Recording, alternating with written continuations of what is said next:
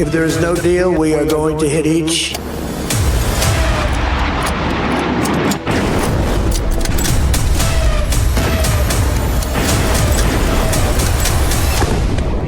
Maybe we're going to make a deal. Make a deal because they're sick people. Deal.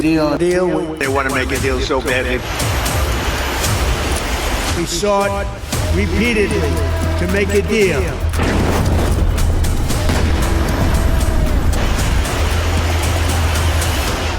Shahrukh Kajol की film Dilwale Dulhania ले जाएंगे यानी DDLJ का एक सीन तो आपको याद होगा, बड़ा फेमस सीन है, जब राहुल सिमरन के लिए कहता है पलट पलट, और आखिरकार सिमरन पलट जाती है। तो यही शायद ट्रंप साहब के साथ हो रहा है। फर्क सिर्फ यही है कि इस मूवी में ट्रंप खुद ही राहुल हैं और सिमरन का रोल भी खुद ही कर रहे हैं, यानी बयान देना, पलट जाना, फिर बयान देना और फिर पलट जाना, यही उनकी पहचान बन चुकी है। उन्हें लगता है कि वो अपनी पुरानी डील वाली ब्लैकमेलिंग की पॉलिसी से आज भी दुनिया को हाँक सकते हैं, लेकिन सच ये है कि अब ट्रंप के शब्दों का वजन बाजार में खत्म हो चुका है। वो सिर्फ हवाई किले बना रहे हैं जिसका जमीनी हकीकत से दूर दूर तक कोई वास्ता नहीं। हम दुनिया पर हावी होने वाली व्यवस्था और इन शैतानों, खासकर उस मनहूस ट्रंप और दुष्ट नेतन्याहू के सामने कभी पीछे नहीं हटे। चिंता की कोई बात नहीं। अब जरा इस क्रोनोलॉजी को समझिए। मार्च 2026 से लेकर इस जून तक यानी 66 दिन में ट्रंप साहब 39 से ज्यादा बार छाती ठोककर ये दावा कर चुके हैं कि ईरान के साथ डील पक्की हो गई, बस 2 हफ्ते और। लेकिन 2 महीने बीत जाने के बाद भी क्या हुआ? डाक के 3 पात, समझौते के दावों के बीच भी हमले लगातार जारी हैं।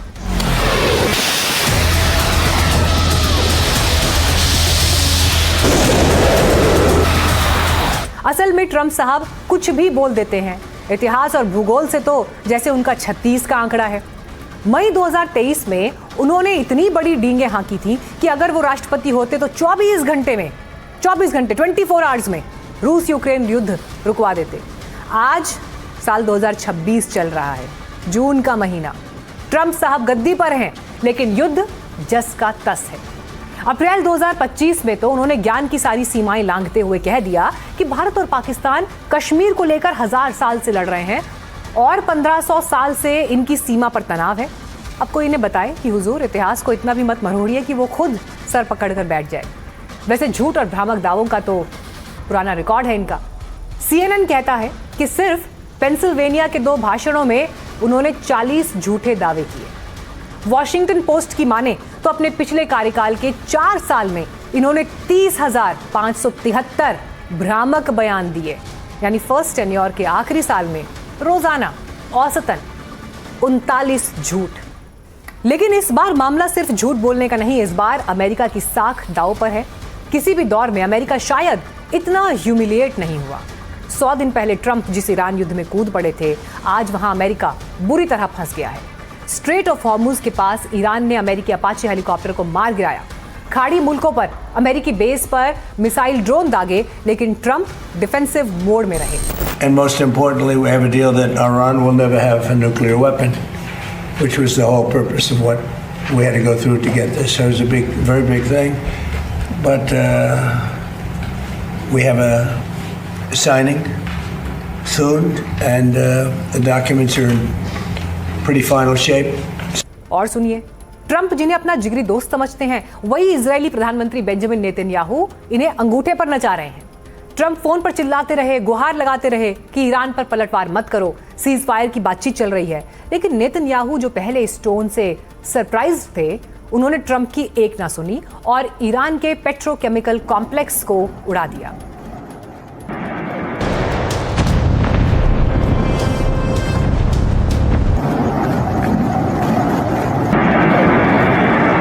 इसे कहते हैं सुपर पावर को सिर के बल झुकाना, शीर्षासन कराना, उसे सुपर प्रेशर में ला देना। दुनिया इस युद्ध की वजह से अमेरिका को क्रिटिसाइज कर रही है। ट्रंप किसी भी तरह जंग खत्म करना चाहते हैं और कहते भी हैं कि देखो भाई, मैंने जंग खत्म कर दी, लेकिन नेतन्याहू उनकी हर कोशिश पर पानी फेर रहे हैं।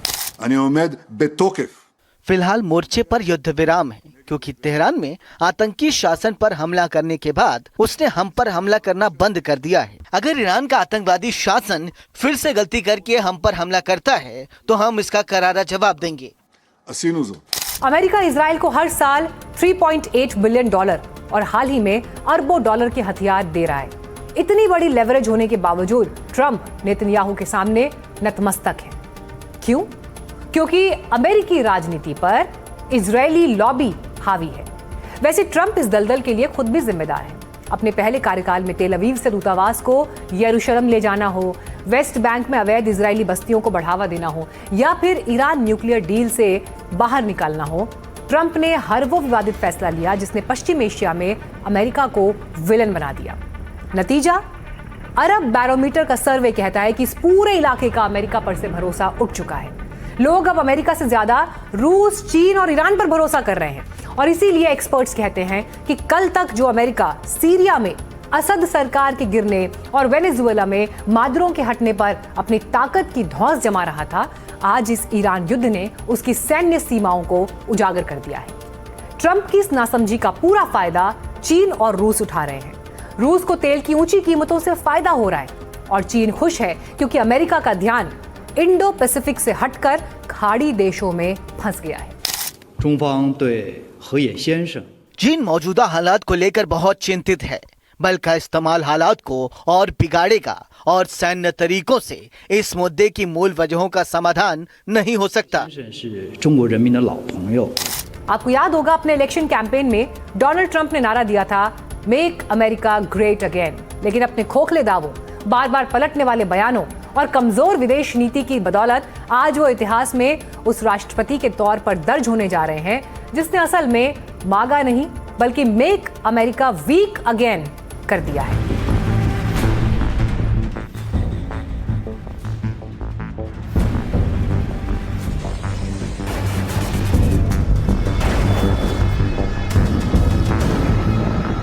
उम्मीद है ट्रंप के सलाहकार उनका सच से सामना जरूर कराएंगे।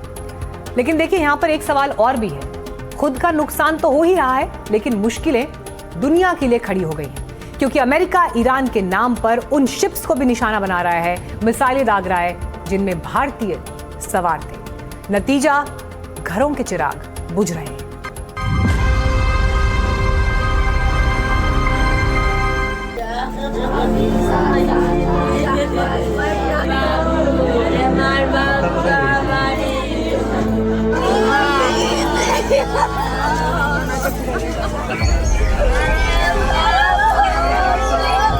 इस मातम को आप क्या नाम देंगे?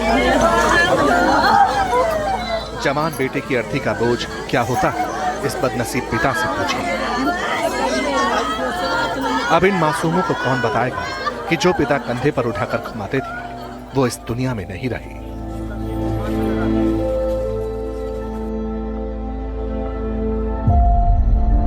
यूपी का देवरिया जिला सुरौली गांव का ये वो घर है जहां 7 महीने पहले जब बड़ा बेटा शिवानंद चौरसिया सिंगापुर की शिपिंग कंपनी में वेल्डर की नौकरी पाकर निकला था तो पूरे परिवार की आंखों में सुनहरे भविष्य के सपने थे।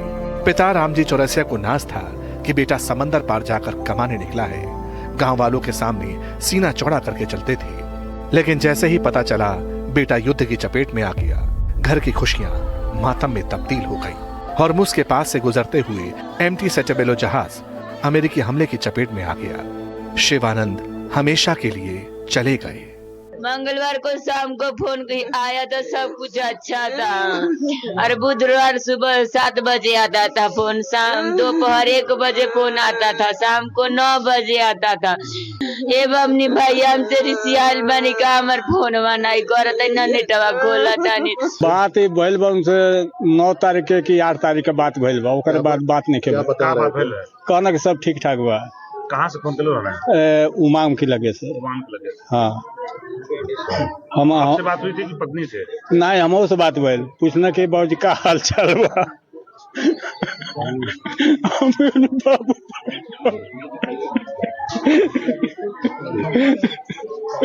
बाबू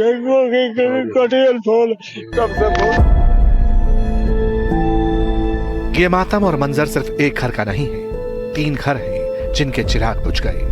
आंध्र के विशाखापत्तनम के रहने वाले ये वो बदनसीब माता पिता हैं जिनका बेटा मरीन चीफ इंजीनियर बनकर तेल टैंकर पर सवार था। लेकिन जैसे ही टैंकर पर हमला हुआ, मिसाइल और ड्रोन ने जहाज नहीं इनके घरों की खुशियां लीन ली। 10 जून को हुए हवाई हमले में पी सुरेश की मौके पर ही मौत हो गई।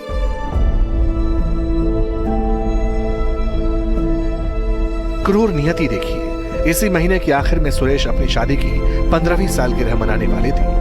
परिवार के साथ होने का सपना देख रहे थे, लेकिन हमले से ठीक एक रात पहले पत्नी के मोबाइल पर आया सुरेश का आखिरी संदेश अब जिंदगी भर का रोना बन गया है। मैसेज में लिखा था, गुड नाइट, बच्चों का ख्याल रखना। किससे पता था ये सचमुच सुरेश की आखिरी गुड नाइट होगी। सुरेश अपने पीछे पत्नी के साथ 13 और 10 साल के 2 बच्चों को छोड़ गए। उनकी इन्फॉर्म చేశారు। दोपहर में मुझे अथॉरिटीज ने कंफर्म किया कि उनकी बॉडी रिकवर हो गई है। बाद में उन्होंने मुझे अपडेट किया कि शव को बरामद कर लिया है और सभी आवश्यक जानकारी संबंधित अधिकारियों के साथ साझा कर दी गई है। अब मैं दूतावास और मीडिया के जरिए सरकार से गुहार लगाती हूँ कि उनके शव को जल्द से जल्द घर वापस लाने में हमारी मदद करें। as possible కొంచెం